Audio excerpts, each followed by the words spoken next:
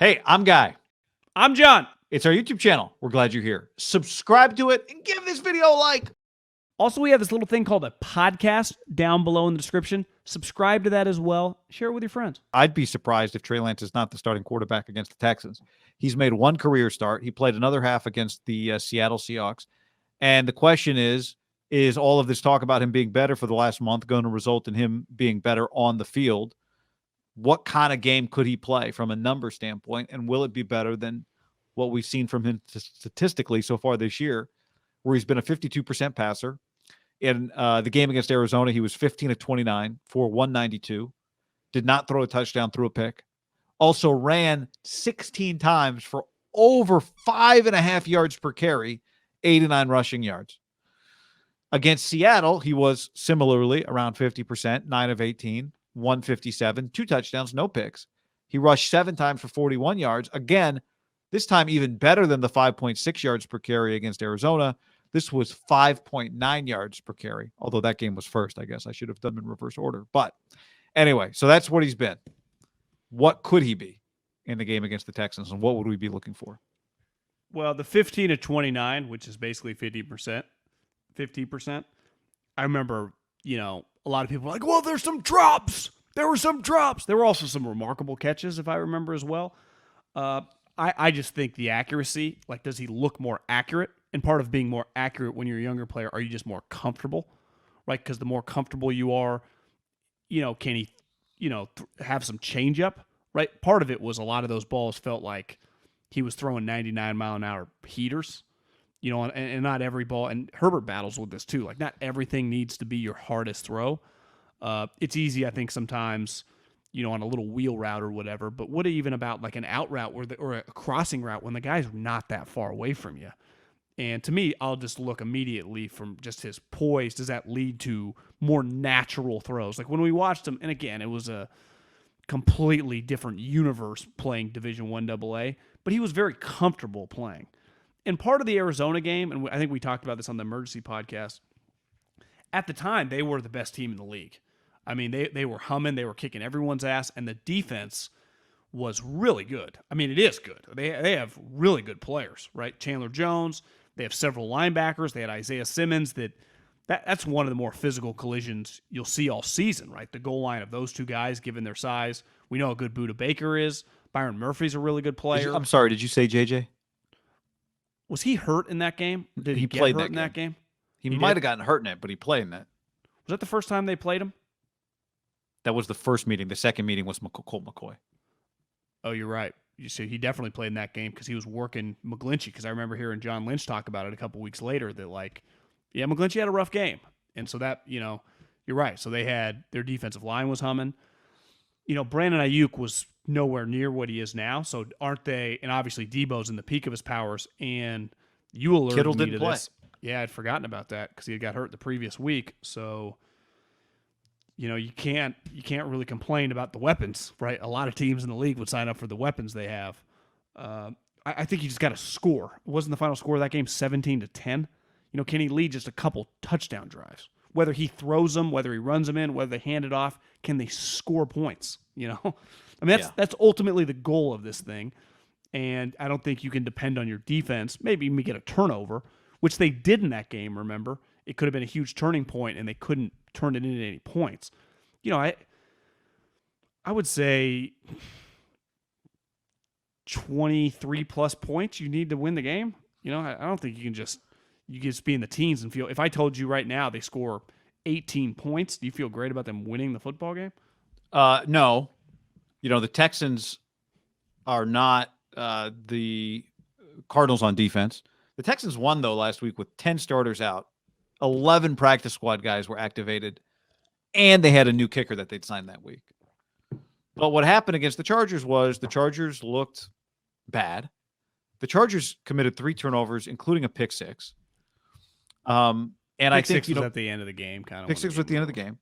But I think it's very simply 2 things. First of all, I think they'll score 21 points because I think if you look at what the Texans do, they give up scores on the ground. Niners love to run the football. I think we're looking at Elijah Mitchell should be back this week.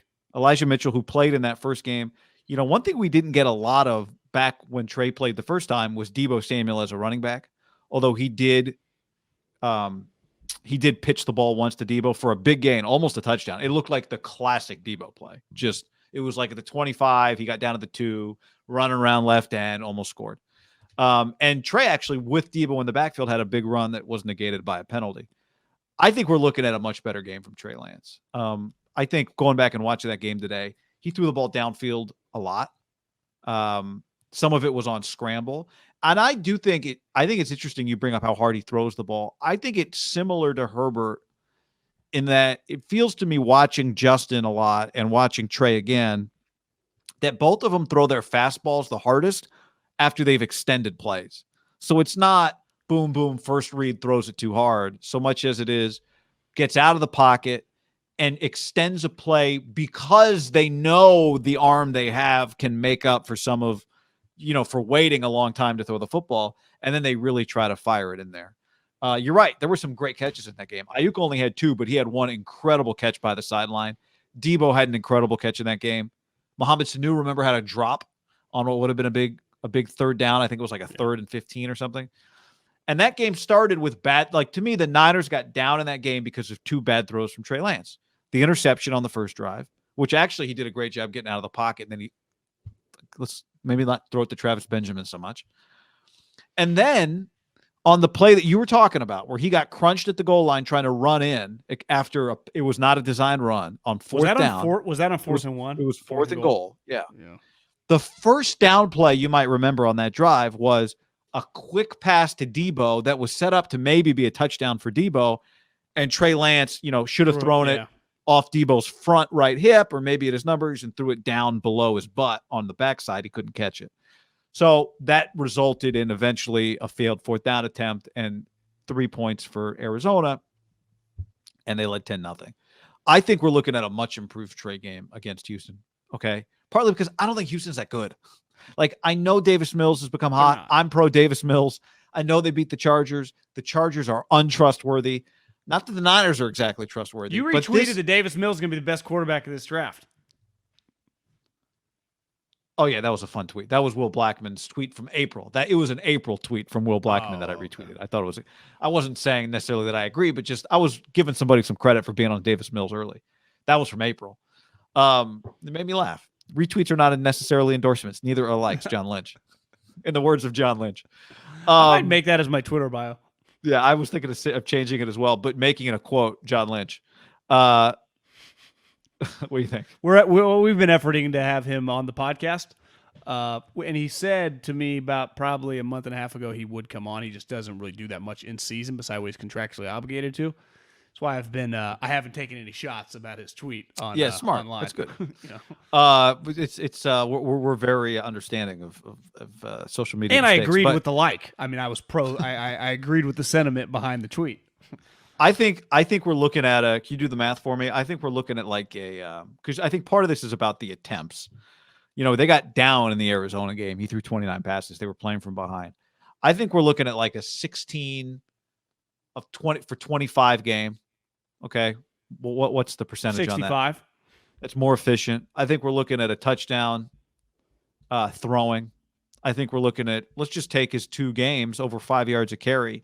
I don't think it's going to be 16 carries necessarily, but maybe we're looking at, 10 carries, 11 carries, 12 carries, somewhere in that range for 50 to 60 yards. I think he's going to play well, and I think they're going to win. I think one thing that Jimmy did much better the year they were really good than he's done the last 2 years, and might just be the wear and tear. His ankles are giving out. I don't know. I mean, he's a weathered 30-year-old. Is he did not really extend plays beside kind of in the pocket. He was not a big scramble throw it guy, which, like you said, even Russell's off right now, but Russell is a king of moving to the right, moving to the left, looking down, letting it rip. Deshaun, obviously Herbert, the Mahomes, they're king of keeping plays alive behind the line of scrimmage. They're eventually going to throw. That's what this guy can do. Now, I think his natural inclination is going to be go like that, to go deep. So can he hit some of those balls? And I think sometimes, like you said with the Herbert thing, Russell in the peak of his powers, it felt like 95% completion percentage when he just got outside. He was going to let it rip.